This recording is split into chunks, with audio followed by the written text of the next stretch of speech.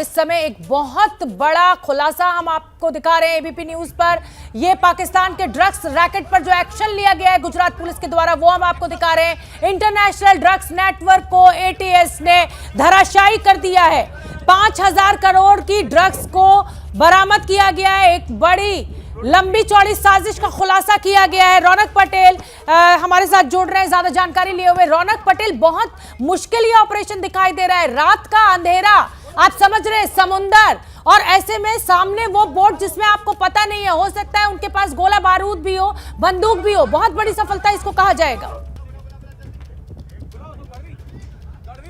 देखिए, पिछले 4-6 महीने से गुजरात एटीएस के साथ कोस्ट गार्ड और जितनी भी एजेंसी है, केंद्रीय एजेंसी, उसका जबरदस्त संकलन हुआ था और यही वजह है कि इस प्रकार के ऑपरेशन किए गए। वहाँ जैसे ही पाकिस्तान से कोई भी शिपमेंट होता है, यहाँ पर जानकारी मिलती है और स्वाभाविक तौर पे ही जो खुफिया जानकारी मिलती है उसको ऑपरेट किया जाता है। सभी एजेंसी का कोऑर्डिनेशन होता है। यही वजह है कि रात के अंधेरे में भी ऑपरेशन होते रहे। 10 से अधिक ऑपरेशन हुए हैं, न सिर्फ पोर्ट पर लेकिन बीच समंदर इस प्रकार के ऑपरेशन किए गए। और बड़ी बात यह है कि कराची का ड्रग्स माफिया का बेटा, जो सबसे बड़ा ड्रग्स माफिया है, उसके बेटे को दबोचा गया है। यहाँ तक कि एक ऑडियो रिकॉर्ड हुआ था और उसमें वो ड्रग्स माफिया दूसरे माफिया को बता रहा है कि गुजरात के जरिए या देश के भारत के समुद्र के जरिए ड्रग्स भेजना मुश्किल है और कोई भी उसको ले जाने के लिए तैयार नहीं है। रौनक, मैं आपको रोक रही हूँ। इस समय ये बेहद खास तस्वीरें मैं अपने दर्शकों को दिखाना चाहते हैं। आप देखिए कि कैसे ये जो रोल आपको दिखाई दे रहे हैं, इसके भीतर ड्रग्स भरी हुई हैं। ये देखिए, ये रोल खुलता जा रहा है और ये जो अंदर रॉड निकली है, इसके अंदर ड्रग्स भरी हुई हैं। तो मतलब बहुत ही चालाकी के साथ ये ड्रग्स माफिया काम करता था। देश की सीमा में ड्रग्स को प्रवेश कराता था और युवा पीढ़ी को अपना निशाना बनाता था। तो इंटरनेशनल ड्रग्स नेटवर्क को एटीएस ने तोड़ दिया है। पिछले 6 महीने में 25,699 किलो ये ड्रग्स बरामद की गई है। रौनक पटेल, बहुत बेहद चालाकी के साथ ड्रग्स को भारत की सीमा में लाया जा रहा था। अभी हम अपने दर्शकों को वो रोल दिखा रहे हैं कि कैसे वो रोल के अंदर जो रॉड होती है उसमें ड्रग्स भरी हुई है। देखिए, बेसिकली कपड़ा जो है, कपड़े का कंसाइनमेंट होता है।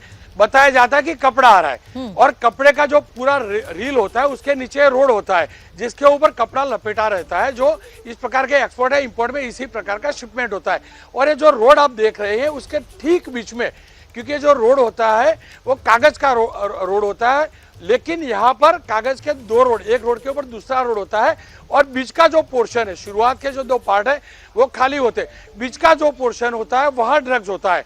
तो कोई भी चेक करने वाला, समझ लो कोई चेक करता है तो उसको पहले नजर में लगता है कि कपड़ा आया है, लेकिन सच्चाई ये होती है कि यह कपड़ा नहीं है। इसी प्रकार से जो बोरे आते हैं, शण के बोरे आते हैं, जो बड़े धागे आते हैं, उसके अंदर भी जो थ्रेड होते हैं, बड़े थ्रेड होते हैं, रस्सी जो होती है उसके बीच में भी इसी प्रकार से ड्रग्स को लाया जाता है। और जो जो सूचना मिली, जितने भी अब तक कंसाइनमेंट पकड़े गए, ठीक इसी प्रकार से पकड़े गए जहां पर धूल झांकने की कोशिश की गई है। लेकिन क्योंकि पहले से जानकारी होती है कि कपड़े का शिपमेंट हुआ है और उसमें इस प्रकार से आ रहा है, तो एटीएस हो या तटरक्षक दल है या तो फिर मरीन पुलिस है, सब मिलकर करते हैं। और जैसे ही कंसाइनमेंट होता है, कई बार तो ये भी हुआ है कि बीच समंदर में फायरिंग भी हुआ है। उस वक्त भी एटीएस ने भी पकड़ा है, कोस्ट गार्ड ने भी कोशिश की है। यही वजह है कि एक के बाद एक करके एटीएस जो है कंसाइनमेंट पकड़ने में कामयाब हुई है। बिल्कुल, बड़ी जानकारी इस समय रौनक पटेल दे रहे हैं कि किस तरीके से जो कपड़े के नाम पर इस तरीके से ड्रग्स को भारत की सीमा में प्रवेश कराया जाता है। जो थ्रेड यानी जो धागा आता है पाकिस्तान से, उसमें इन ड्रग्स को सप्लाई किया जाता है। और ये जो तमाम सुरक्षा बल है, एटीएस का चाहे नाम लिया रौनक पटेल ने, चाहे मरीन पुलिस हो, चाहे कोस्ट गार्ड हो, सबने मिलकर इस ऑपरेशन को अंजाम दिया। रौनक कुकड़े, अब आगे क्या? क्योंकि पाकिस्तान जिस तरीके की साजिश को अंजाम दे रहा है, भारत में जिस तरीके से ड्रग माफिया को घुसा रहा है और एक तरीके से रीढ़ को जो तोड़ने की कोशिश की जा रही है रौनक पटेल, उस पर यह बड़ा प्रहार भारतीय सुरक्षा बलों का।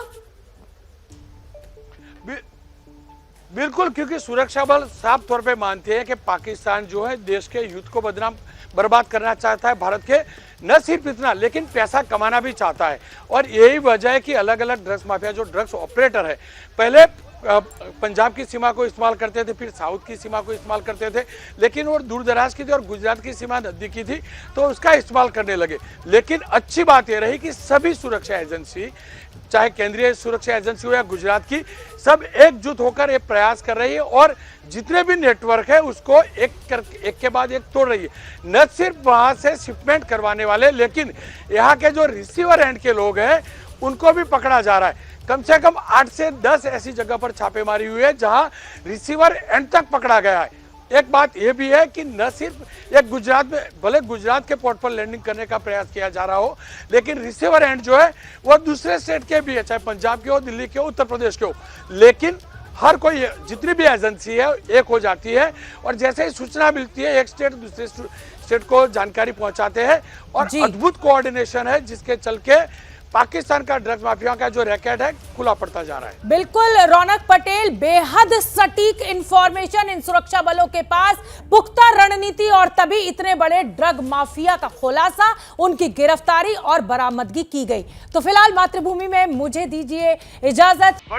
ये हैं शर्मा जी, जो रात का खाना और देश दुनिया की सुर्खियां दोनों लेते हैं सुमित अवस्थी के साथ। अब ये हैं इनके पड़ोसी बनर्जी साहब।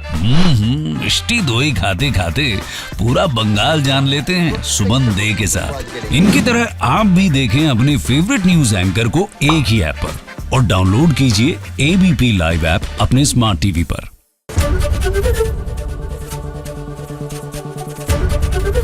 एबीपी न्यूज आपको रखे आगे।